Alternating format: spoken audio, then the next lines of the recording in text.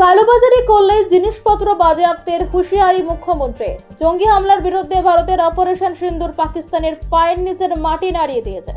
তা সত্ত্বেও ভারতে বড়সড় হামলার ছক কষে চলেছে পাকিস্তান।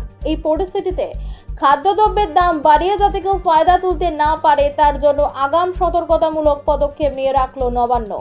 বৃহস্পতিবার সংশ্লিষ্ট দপ্তরের মন্ত্রী সচিব হিমঘর ব্যবসায়ী সংগঠন ও বণিক সভার প্রতিনিধিদের নিয়ে নবান্নে বৈঠক করলেন মুখ্যমন্ত্রী মমতা বন্দ্যোপাধ্যায়।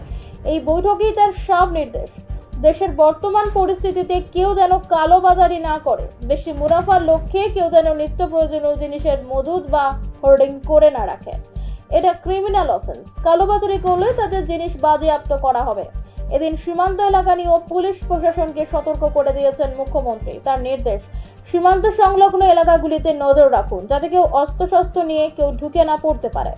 রেল স্টেশনগুলিতেও ভালো করে নজর রাখা দরকার। এর সঙ্গে কোনোভাবেই রাজ্যের উৎপাদিত ফসল সীমান্ত পারে পাচার না হয় সেই বিষয়েও সতর্ক থাকার নির্দেশ দেন মমতা।